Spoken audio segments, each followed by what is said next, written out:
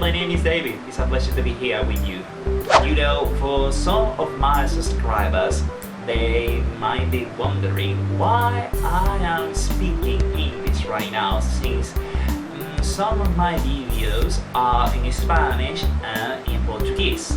So this is my first video in English, and I was wondering what kind of topic should I speak with you all. And I discovered a really good one. It's the fact that how English is taught here in Latin America. Probably you have spoken with a lot of people from Latin America, but the accent probably was American.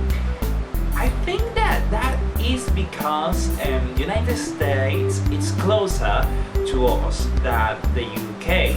So some of you might be wondering why I am speaking with maybe a British accent, you could say. I don't know actually, but yes, I do have an American accent, like most of the people that I have met, and they have talked with me using American English, and they say, where did you learn that?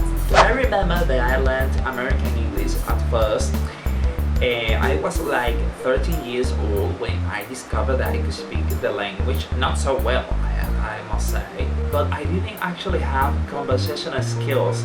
So I went to an English course here in my city, and it's called Language College, you know. And there I spoke with a lot of people. I was able to write in English and actually to keep a conversation in English. But when I went to the United States, I discovered that my conversational skills weren't good enough. So I spoke with this relative of mine, she's my auntie, and I spoke with her mother, and she was from England. For some reason I was mesmerized with her accent. I mean, it was incredible. So I went to Venezuela and I decided that I wanted to take a conversational course again. But this time I wanted to focus on something really important. That thing was my conversational skills. I think that they were really bad actually. So I talked with my friend, and she told me about this conversational course in Maracay, and I went there, and actually I discovered that my teacher was from England, from Wales actually, I think. I didn't thought that he was from Wales, no, Leeds. I think that he had this kind of accent that you might confuse with like a New England accent, a Bostonian accent. I don't understand really well those things, but for some reason I didn't really believe at first that he was from England. His name was Steve, and I say was because he died like 2 years ago. When he was alive, he actually told me a lot of things that I didn't know. For example, this is one of the things that I disagree the most with the educational system in Venezuela, okay? In Venezuela, because I must say that I don't know the rest of the systems in Latin America, but I must confess that the educational system here is really bad. English courses here sometimes don't really care if you learn the language or not. They just want your money. Well, I think most of the courses are like that. I think here they are like that. For example, in the English courses that I have been to, they really didn't teach you a lot of accents. They just focus on the American accent, that's it. Besides the American accent, there are other accents in English. For example, the Australian, the New Zealand accent, the Canadian. I only learned what it was necessary for me to speak the language, not to understand it.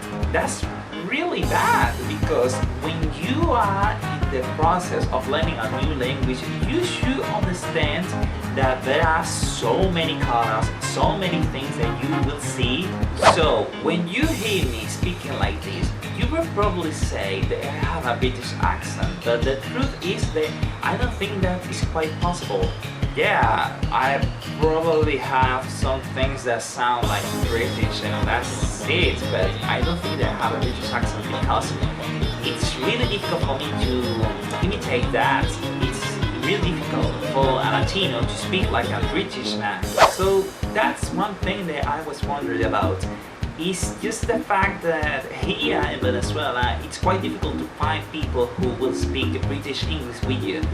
And actually, some of the phrases or slang words, well, people will not understand them. I remember that I wrote a letter for a friend in the United States.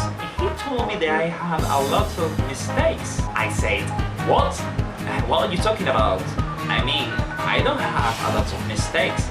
Yeah, because those mistakes were that I wrote, for example, color with a U, or for example, theta. I remember that I taught English to children for like 2 years in this private school, and it was really difficult for them to understand me. Some of those children spoke English with me. They spoke English because they learned it at home, I think, but I don't understand why they were confused with my accent. They told me, teacher, I cannot understand some of the words that you are saying. And I told them, just look at your book, those are the same words. At some point, I thought that it would have been better if I hadn't studied British English, but my students told me, you know, teacher, I like your accent. And I told them, why?